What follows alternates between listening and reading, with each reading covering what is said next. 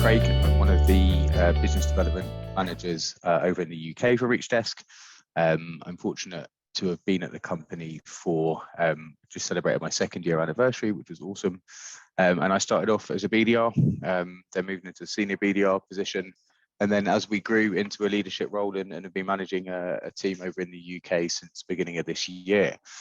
So I've been fortunate enough to kind of grow with the company. We've seen some great success, but started right on the front line, sending emails, sending gifts, making cold calls, sharing on LinkedIn. And yeah, I'm really proud to be heading up a team.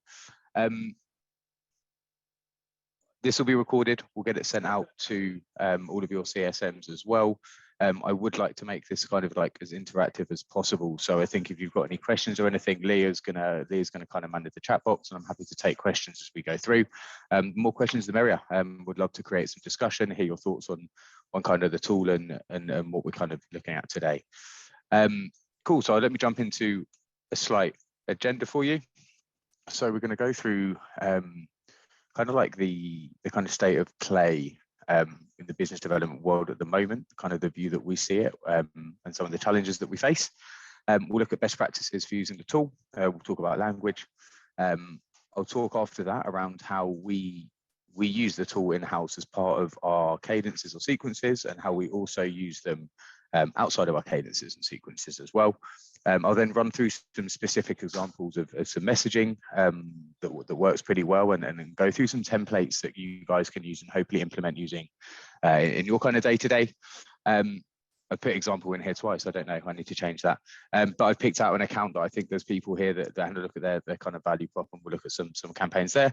And then we'll also talk about what happens next. So we'll look at what kind of good looked like in terms of like data and results. So using the insights part of the tool, and also looking at like how to follow up and to capitalize on all of that great engagement that you would have had from sending really personalized gifts or e-gifts from Reachdesk. So that's what we're going to cover today. Like I said, please just pop your hand up.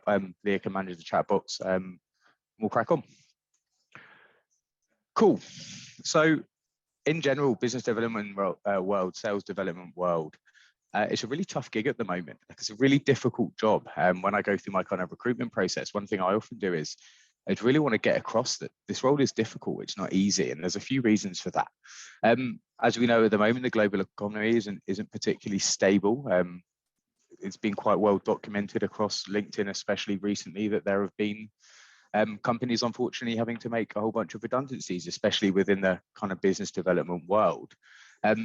I guess the impact of that is going to be your prospects companies, your key accounts. They're going to be a little bit more frugal. They're going to be a little bit tighter. There's going to be a real microscope on any spend that happens, right? So what that leads to is still a whole bunch of BDRs vying for people's attention. And it's a really, really tough gig. It's really difficult to capture the attention, especially when only about 5% of your market are actually in buying mode. So as a BDR, to be quite invasive and to try and capture the attention of your top prospects is really tough. We did some work with a couple of our partners at the beginning of the year. There's a couple of stats to highlight here. Sales leaders, sales ops believe that 82% of BDRs and SDRs should be using more channels to engage their prospects, right? We need to meet our prospects in different channels. Some of them will return phone calls, some of them will like gifts, some of them respond on LinkedIn, but we've got to cover all bases. So the more channels we use, the better. If you're selling in the enterprise space, Salesloft suggests that 65% of all emails to enterprise level prospects will basically go unread. So email is obviously a massive channel, but it's a real big challenge around getting your message seen by the people you need to see it. But then we did some work with Demandbase. They found, we did a bit of a survey with them, that 68% of prospects that received a memorable business gift really strengthened their relationship. And that's what it's all about. It's all about forming, deep and meaningful connections with your prospects and top accounts. The world that we live in at the moment, we're halfway through 2022. I actually can't quite believe that. But ABM is a massive thing. So I'm sure most of your companies will be implementing ABM type strategies. And all of this leads to us having to deliver super personalized, unique experiences for your top accounts and your top prospects. Spray and pray won't work anymore. what we've got to do is as BDRs is be super creative, be able to personalize our outreach and do something ultimately that helps you stand out in people's inboxes amongst all of the kind of business development reps that are providing attention in there. So that's the way that we kind of see the world at the moment. There's some really big challenges, but that doesn't mean that people are going to stop buying things. So we've got to make sure that we do everything we can to be super personalized, get really creative, and really empower your reps to kind of take control of their pipeline. Cool. So how do we help? I guess the first thing is Reachdesk isn't the silver bullet. Your top prospects aren't going to take meetings with you because you've sent them a £5 coffee voucher or a £15 Amazon voucher. But what it does do is allow you to be a lot more memorable, right? It allows you to stand out in their inbox and do something that creates a moment that really matters. It's really not about the value of the gift. It's about the personalization, it's the care and the outreach, showing the prospect that you've done your research, right? So we see it as another string to the bow, an opportunity to really deepen your personalization. Like I say, a chance to create a moment that enables you to stand out from the crowd. If it can create some intrigue and open the door to your solution, and it allows you to go through that process of sharing the challenges that you believe that you solved, and ultimately being able to present your solution to them, right? So it's not about sending mass Amazon vouchers or coffee vouchers or delivery vouchers. It's about using the tool as a way to deepen your personalization and do something that ultimately just really puts a smile on somebody's face. It's quite a simple concept. Cool. So this is the first example I'm going to share. We talk about personalization a lot, and yeah, LinkedIn is becoming a lot more like Facebook. Every time I log on, it's either somebody on holiday or celebrating a wedding or celebrating a new arrival, a baby or whatnot, or people's pets. So there's loads of great information out there, but we can't always have huge levels of personalization, right? So I just want to highlight this email. This was done by a girl called Poppy on my team. The only information that she actually had was that this CMO, Ryan, was he was an Australian dude that had moved over to New York, right? So what Poppy did was use some really great language. G'day, Ryan, Arvo in the call to action. I'll let you read through it. I'm not going to read through it the whole time, but you can see that she's done her research, right? Huge congratulations. You were awarded 26th place in the world's most influential CMOs. I'm sure you're bursting with creative ideas. And then she uses that word creative, links that nicely. Here's one for you. So based on a really small amount of personalization, she crafted an email that contained an Amazon voucher that would put a smile on his face. As a CMO that is, being listed 26th, number 26 in the world's most influential CMOs, I'm sure that his inbox is absolutely full of people trying to prospect him and gain his attention. And the result on the right hand side is absolutely incredible. Look, he posted this on LinkedIn. What are some of the best and worst cold outreach emails you've ever received? Well, Poppy Willard at Reachdesk knows how to prospect like a boss, one of the best cold outreach emails. Without that gift, without that screenshot of the Tim Tams and the option for him to get himself an Amazon voucher, I just don't think she would have stood out. I think this email would have been lost. So that's one example of how we can just use a really small amount of personalization to create and craft a really beautiful email that is going to stand out in somebody's inbox, right? We're going to break it down and look at lots of other emails as we go through, but I just wanted to kick off with that, and you don't have to have huge levels of personalization for this tool to be effective. A little bit of creativity, a little bit of care and attention into crafting a cool message can go a long way. So yeah, that's cool email from Poppy. So I'm going to talk through briefly some best practices in terms of how to use the tool, right? There are some there's some common themes with like corporate gifting and e-gifts and vouchers, and it's really important that we don't fall down some really obvious and make some really obvious mistakes, right? So the first thing of all, that Reachdesk is a company built on, we believe in the law of reciprocity. We believe that if you do something meaningful upfront to someone, you will get that return back in kind. We don't believe in transactional messaging. We don't believe in holding back and going, I will send you this Amazon voucher, or I'll send you a bottle of wine if you take a meeting with me, right?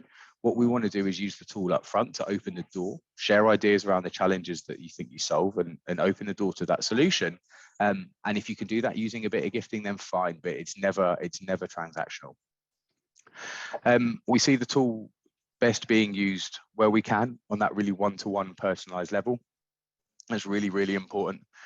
We don't see huge traction and success in kind of big spray and pray approaches. So I'd really encourage you and your teams to where you can, make sure you're trying to personalize that approach on a one-to-one level. There needs to be a reason for a gift, right? We need to make sure that we're not just sending things out for the sake of sending things out. And the reason for a gift can be quite tenuous. I'll look through some hooks and triggers that we react to slightly later in the deck, but things like new gift, funding, G2 awards, expanding teams. And there's a whole host of things that you can tie a gift to. But even at the moment, like I'm in London and the weather is absolutely beautiful. So we've been sending out e-gifts with some messaging to pick yourself up a box of ice creams from the shop to cool yourself down, right? There's still a reason to gift. It's not just, here's a voucher, do what you want with it, right? We need to use that voucher and then create the story behind it.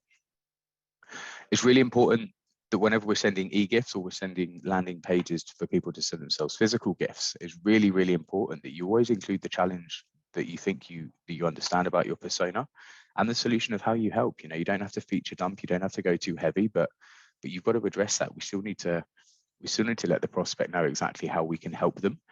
Otherwise, we're just sending gifts with no real reason. And I guess the line to that is making sure we've got a call to action. We believe in having a really human approach. We don't want to come across as too corporate at the moment. So we believe in a nice soft call to action. And if you can link your kind of call to action back to either the gift or your value prop, then I think you're onto a good thing. Again, this email on the right is just another small example of some research that one of the girls in my team did, Kat. All she'd noticed on Twitter is that this guy was a lover of New York City, and I think it was just from looking at a picture. So she had that tiny bit nugget of information, and then she crafted this incredible email all around an e-gift, and actually recommended a specific restaurant somewhere. So getting really, really detailed, taking the personalization that step further. But what I love about this is how she relates, like in a connotation with New York City. So with New York City being the city that never sleeps, it's constantly busy and there's tons of noise. And this isn't any different from the marketing world, right? So that's one of the personas that we sell into, and we talk about it being really noisy. So linking what she was going to tie the gift to into the challenge that she thinks she understands about marketing is super important. And those are the sorts of things that make these emails flow. They make them really engaging to read, and they actually make them make sense rather than everything being a bit disjointed. But in general, best practices, yeah, like I say, we believe in the law of reciprocity. Do something nice for somebody up front and they're going to do something nice for you back. But don't forget how you help them, and don't forget to get your message across, right? It's not just about doing something. You know, at the end of the day, we're still trying to sell to people. You've got to let them know what you're going to sell. Cool.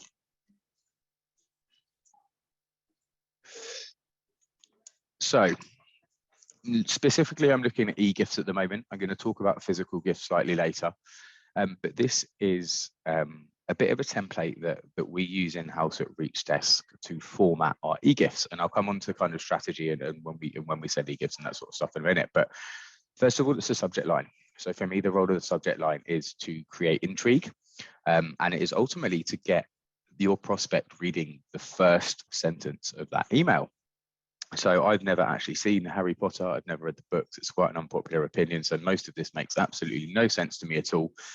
But the structure of the email was brilliant, and it's really, really scalable. So a really individual subject line, Wingardium Leviosa, apparently. I've been told that's what it means. For this prospect, I mean, they're clearly like Harry Potter. That's going to stand out, and I think it's going to get opened quite a lot more than it wouldn't. And as you can see here, this is the link to the personalization. Bit late to the party, I know, but just saw the fabulous Dumbledore costume you wore a couple of months ago.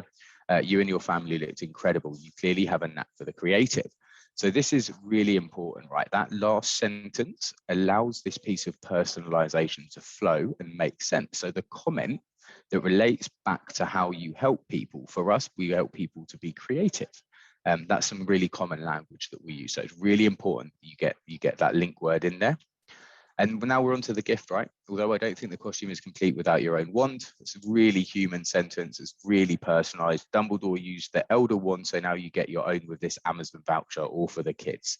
A little bit amusing, gets her personality across. I think it's a brilliant sentence. But being really specific, right? So she's taken the time to go onto Amazon. She's had a look at what wands you can buy on Amazon. And she's actually inserted a picture. And also, if you click on that picture, it will take her directly to Amazon, where the prospect will be able to actually purchase that gift. And now we get into the important bit, right? This is the challenge, and this is the value prop, right? So with everyone turning to digital, curious to know how you're creating magical experiences with key contacts to raise brand awareness and drive pipeline. So that word creative is back there. Magical experience is something that we can link back to marketing personas, right? And then we have a little bit about us, right? Don't forget to share how you help, but keeping concise. Like I say, it's not time to feature dump there. Using Reachdesk, you're able to cut through the muggle noise and create engaging relationships by sending to anyone, anywhere, anything. For some inspiration, check out these exciting ideas, which can all be sent and tracked from within your CRM. Can I share more? So I hope you agree, this is an awesome crafted email based on some high levels of personalization. But yeah, it's quite creative, and it kind of would put a smile on someone's face, but we still have a challenge, and we still let them know how we help, so that we do get into a conversation, we have a really focused conversation.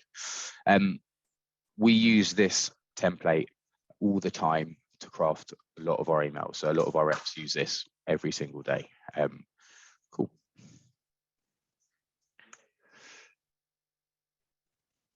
So we're going to talk now how we use the tool in-house, how the kind of Reachdesk BDR team use it. We've got 18 reps in the UK and 18 reps in the US, and we all follow exactly the same strategy. So first of all, I'm going to talk about how we use it in Cadence. So there's 3 touch points throughout our cadences that have some sort of gifting or direct mail involved in. Often we'll use a landing page which gives the prospect the opportunity to send themselves a physical gift by inputting their address. So whether they're working from home or in the office, they can put in where they want a gift to be sent. They'll fill that in, and then it will go through to Reachdesk, and then you can get it sent out. Some of you will have landing pages involved in your package. If you don't, have a chat with your CSM, and we can get you set up with some landing pages there. In terms of a prospecting tool, they're an absolutely awesome way to get people to send themselves something physical. So typically the hooks and triggers that we look for, have they got promotion? Have they just started a new job? Have they celebrated a work anniversary? Is it their birthday? Have the company just received funding? Are they growing? Do they want some G2 awards? Have they just released a new case study? Basically anything that you think would be worth celebrating.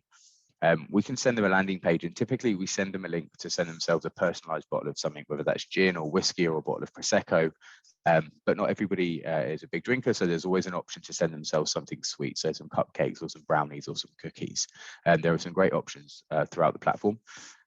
But that first sentence can be, hey, look, congratulations on your new role. Wanted to help you celebrate, so send yourself a personalized bottle of bubbles on me, right? We're all looking for those people that are starting new roles or getting promotions. And rather than being someone that just says like a thumbs up on LinkedIn or congrats on the new role, that automated message, go one step further and do something that they're actually going to think, do you know what, that was lovely. That was really, really nice. That will obviously be the first line of an email, and then we'll follow that email through. Again, with persona-based challenges and our value prop, and then a really creative call to action. But what a great way to stand out in someone's inbox, with giving them the opportunity to send themselves a personalized bottle of something, or a box of brownies, or a box of cupcakes. So that's our first email. Our second email, again, is highly personalized. It's the one-to-one email, and we have 2 options here. So option 1 will be a highly personalized e-gift based on some personalization that you might have found out about them. So that Harry Potter idea would have been like a top level Amazon voucher linked directly to that personalization. But we can't always get that high level of personalization. So we always have some always on campaigns. These can be seasonal, and I'm going to go through some later. When I kind of look at a bit of a workshop, I'll go through some ideas. But this is coming up with an idea for a gift that links back to your value prop. One that we've used in-house quite a lot is sending out bonsai trees or house plants with some messaging that helps people, links back to people being able to grow their pipeline, because that's what we help salespeople do, grow their pipeline. So we'll come up with some ways you can come up with that specific messaging for yourself, and I recommend you have that as like an always on campaign. So if your reps don't have that one-to-one personalization or that piece of information that you want to get into, then you've got an option for them to send at scale. And then email 4, we have one of our automated emails that comes out of our cadences. And this is basically just a landing page with a link to a bundle. Typically comes from our warehouse. At the moment, we've got like a summer bundle. So we've got like some summer games in there, maybe a picnic blanket and a water bottle, maybe some sun cream, that sorts of things. But again, it's a nice picture. It's an opportunity for them to send themselves something. And if you can, again, tie that messaging of the gift back to your value prop and the challenges that you help people solve, then that's always a good thing too. So there's 3 touch points throughout our cadences. The first 2 are highly personalized, and then we get slightly more automated as time goes on. Cool. So here's a couple of examples. On the right is another Amazon voucher. Books are great, just send. This guy was a diver. Thought I'd make a splash in your own books with this book I found on Amazon. Blah, blah, blah. Whilst you're exploring those amazing locations, curious to know your thoughts on digital fatigue, and then we get into those we get into the persona challenge and the value prop, and then I think you can see the response down here. Thanks for your note, and then we got straight back into an objection, and we managed to book the meeting off the back of the objection. But it was a creative email that stood out in his inbox and got the initial reply. Cool. On the left, the top left is an example of that email number 1. You've just completed your 4-work anniversary. Huge congratulations. Your journey from SDR to heads of sales development is pretty cool. Wanted to send you over something that jumps out in your inbox and helps continue the celebrations. The big question is, would it be a personalized bottle of something or delicious cookies? So that's how we've used that hook or trigger for a work anniversary, actually, to get themselves to send themselves something personal. And then the bottom left is an example of an always on campaign. We put this together based on International Women's Day, and again recommended a book. I'll just let you read through that. I think we've got a couple of questions. Cool. How long does it take you to research and write the personalized email? To how many prospects do you typically send out per day? Cool. So we operate a 5x5 rule. So we want our reps to spend 5 minutes researching the account, 5 minutes researching the prospect, and then 5 minutes writing an email. Typically, our reps will enroll between 40 and 45 individual people into the top of a cadence per week. Does that help? I think so. Cool.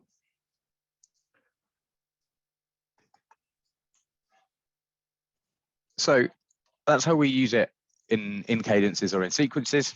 But actually, I think this is the part of the presentation where actually our most successful reps really are empowered to use the tool for almost whatever reason they see fit. So we talk a lot of the time around how we can do something that's a bit different. We have a chance to do something memorable, and it's really genuine to put a smile on our top prospect's face. So our reps have access to the tool, and these are some examples of how they use it just in their day-to-day. So we've all been on those cold calls. I'm so busy just in back-to-back meetings. Can you just send me an email? So yeah, we might send them an email with a 1-page or some information, but we'll also accompany a lunch voucher that says, hey, while you're reading this, I want to give you some time back. So put your feet up and order some lunch in on me. In-person events are back, which are great. If we notice our prospects are in events, we'll send them Uber vouchers to get them back to their hotel safely. Those go down an absolute treat. This is huge. A pre-demo coffee morning of the meeting. Your prospects are busy, and when they wake up in the morning, they'll have a look at their diary. They're probably back to back, and sometimes demos with bits of tech can often fall out. So what we do is we send them a coffee on the morning of the call, and we see an increase in attendance of 15% just by sending that coffee. Keeps you top of mind. There's a little bit of a guilt trip in there, so they see it and they go, well, I'm going to take that meeting. They sent me a coffee. That's a really nice thing of them to do. I've kind of mentioned the content emails, webinars. There's some really awesome strategy around webinars and in-person events. So I was lucky enough to go out to Barcelona, and we we basically sent people cupcakes. All the people that we met and had great conversations with, we sent them cupcakes to follow up with, and then our follow up to convert that initial conversation into actual genuine pipeline was significantly easier because they'd had a box of cupcakes arrive on their door as they got back home, and just starts that relationship on a really nice way. And then there's a whole load of things that I kind of mentioned, these kind of always on campaigns, or things that you can just create some message and you can kind of fire out to people that you've got engaged. So things that we did, not this recently, but I think in Q2, random acts of kindness, International Women's Day, the Super Bowl was on, Valentine's Day. Everybody loves receiving gifts at Christmas. There's even National Pizza Day, National Beer Day. There are heaps of things you can create messaging to. And like I mentioned earlier, the weather's out in London at the moment, so we're sending everybody gifts to get themselves a cold beer or an ice cream. Doing things like that makes you memorable, enables you to stand out, so that when you do catch them on a cold call or you do send them the next email, they know, oh, that's that guy or girl that sent me this. That was really sweet of them. I'm open to listening to them, and that's what it's all about. Cool. Just going to take another quick question. Do I usually send them to someone you've already interacted with, as in you don't use it as first touch point? So if there's a reason to send a gift, like one of those hooks and triggers, then yeah, we would quite happily send them. We'd quite happily send them something as a first touch point. If there's no reason or no interaction previously, I'd probably send them a personalized email to start with, and then maybe my second touch point would be the e-gift, where I'd send them a personalized e-gift that linked back to the first one. But it comes back to the beginning, making sure there's a reason to send a gift and not just sending gifts for the sake of it. Cool. So here's some examples. I won't run through all of them. On the left is something that I sent actually a while back. I'd been prospecting this company for quite a long time. Leah, do you want to jump in? There's another question in the chat that I just put in the Q&A. Cool. Where is it? Can you read it out? I can't see it. Sure. It says, what do you recommend to do, say, when a prospect opens the Reachdesk email multiple times but doesn't claim the gift or respond? Oh, they're such a tease sometimes, aren't they? I'd probably go to video. So I'd probably send them a personalized video that was just said like, hey, made you this video, wanted to inspire you to claim the gift I sent over. Would love to know your thoughts on it. Or just send maybe a little bit of a bump email that just said, hey, I called them out with it. Noticed some really cool engagement on the gift. Like, what were your thoughts? There'd be my two options, I think. Yeah, either a video or just a little bump email.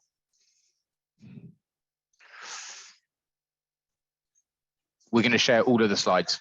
Everything is good. I'll send the slides, and we will share the slides and the recording as well. So no worries about that. Cool. So back to these emails here. So top left is a company I was actually prospecting for maybe 6 months. Took me a while.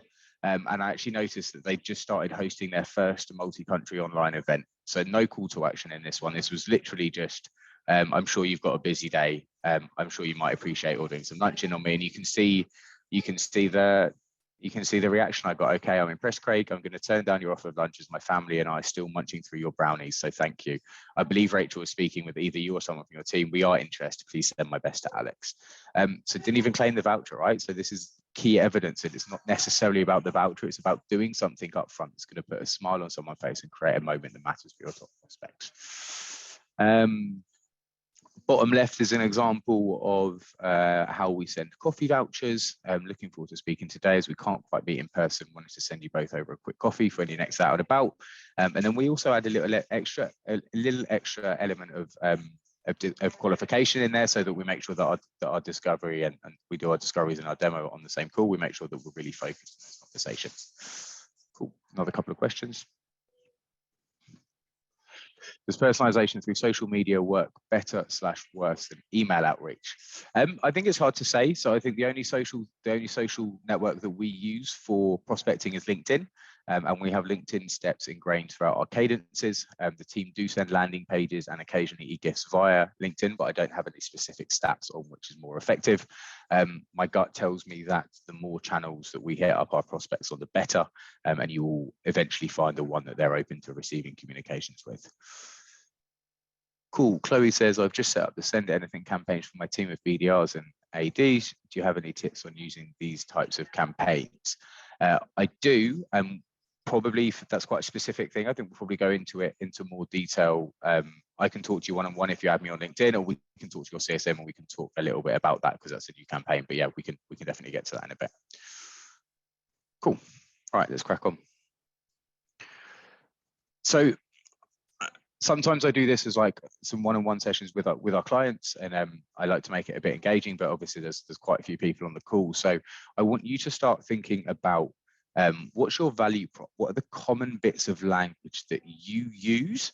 And then you can start to come up with some of those kind of always on e-gift ideas. So I mentioned the sending house plants because we help people's pipeline grow. I was doing a session with, we talk about breaking through the noise at Reachdesk quite a lot.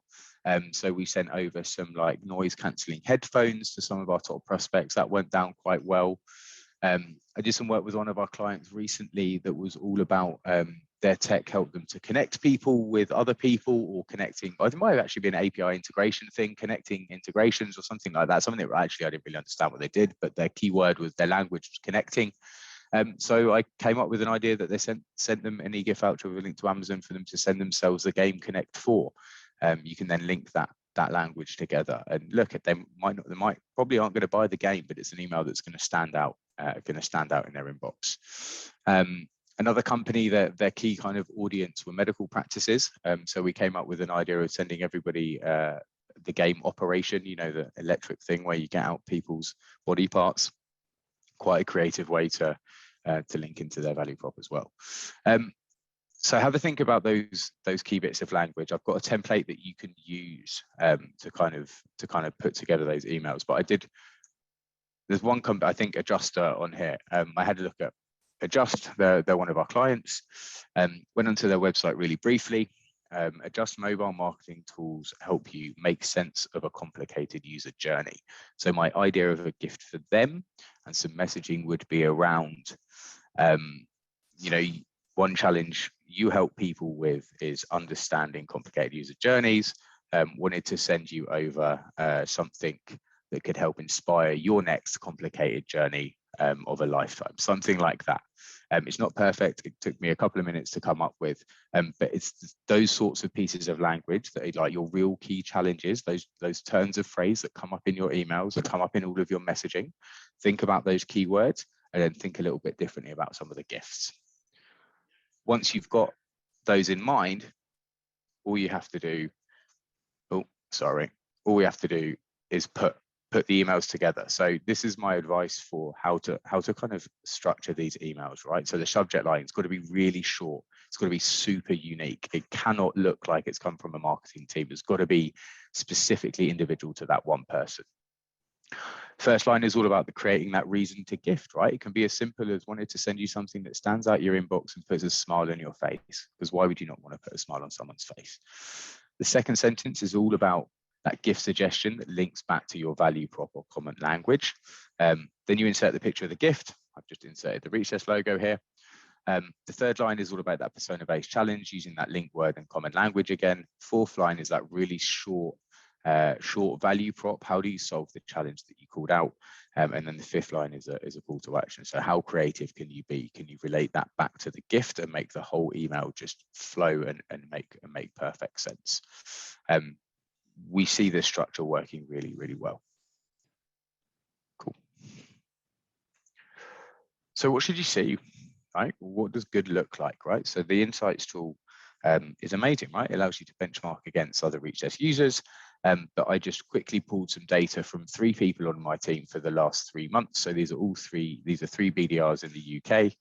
And you can see on the right-hand side, the redemption rate of those gifts, 46%, 33%, 39%. I don't know in terms of your kind of call connection rates and call connected to demos booked and email reply rates, but this is definitely the highest performing channel that we see in terms of engagement, right?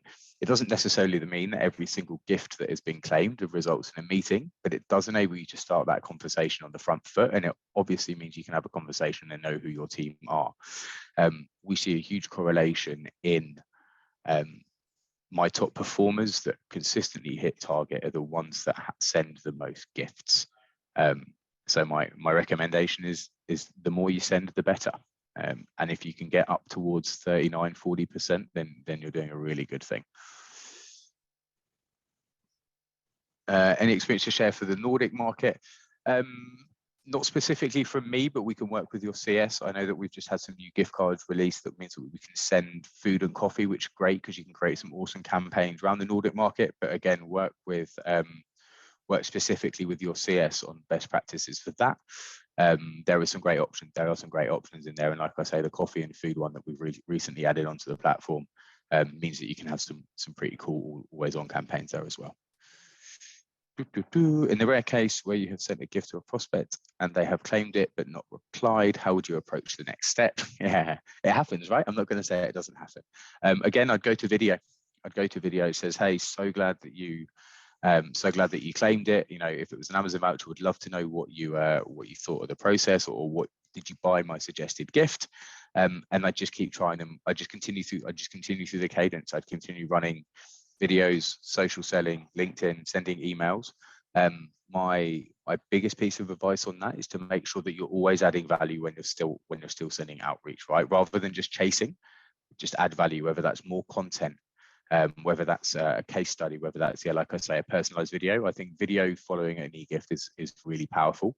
It allows you to really get your personality across and hopefully enables them to reply. It doesn't happen a lot, you're right, but sometimes it does. Cool. So what happens next once we've sent all of these personalized e-gifts or these always-on campaigns, right? The main thing, I think, one of the most important things is to stay really close to it, right? Depending on your CRM, you can stay so close to that intent. You should be able to get notifications when these emails are opened, where you've had clicked on them, and definitely when your gifts have been claimed. So we talk about striking while the iron is hot and making sure that really making sure that we capitalize on that moment when you've engaged in them. So I'd recommend getting on the phone, right? If they've just claimed an e-gift, give them a call. Hey, notice you've just claimed that voucher. That's so cool. What did you think of the experience? Like I say, go to video. If you've got connected on LinkedIn, have a conversation about the gift. Don't try and sell to them. Just have a conversation. See what you can learn from them. What's really important. So on that intent, you can see that often from a Chrome extension, depending on what CRM or sales engagement tool you use. But also you can see it in the Reachdesk platform. So I'd encourage your reps to be looking maybe at the end of each day and just see how many gifts they've sent, how many have been claimed, how many clicked on, and then that enables you to make a plan for the next day. The most important thing though is to be able to review it, right? What's working? Who in your team are your super users? Who's sending gifts that are getting claimed more than others? What messaging are they using? What approach are they using? Maybe get yourself a little Slack channel to share best practices or messages that people are using. We share ideas for e-gifts all of the time, and it means that we can do this approach at scale. We don't need each individual person to be coming up with the messaging every single time. So review it. What's gaining traction? What's not? Share your wins, let them use it to scale, right? That's what it's all about, trying to make light work of this sort of thing, because we understand that personalization is time consuming. But if you can start to create, we use Salesloft, and we've got a whole library of e-gifts based on common hobbies that we see all the time. And as time goes on, the bigger the library that gets, especially when you have new hires into your team, you can just point them in the direction of that, and they've already got these ideas for e-gifts. So sharing best practices, reviewing what's going on, gaining loads of traction. Cool. And that's it. I've managed to finish kind of 15 minutes early. Please connect on LinkedIn. I'm more than happy to kind of talk through individual ideas. But in general, the way that we see the world at the moment and success for BDRs is going to be delivering really personalized experiences. And if you can use gifting as a way to open the door to your solution, and form some really meaningful connections. We've got some questions here in the chat.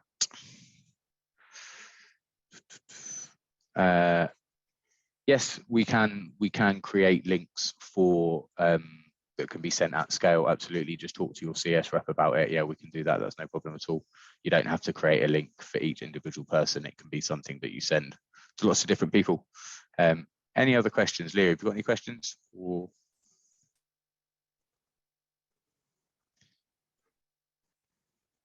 Nope, that's it, I believe. Cool. Anyone have any last questions?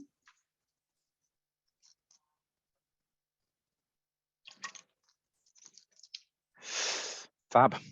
Well, thank you so much. Like I say, connect with me on LinkedIn. Happy to talk through any ideas. We will get the recording to this out, and we will make sure we get the deck out to everybody as well.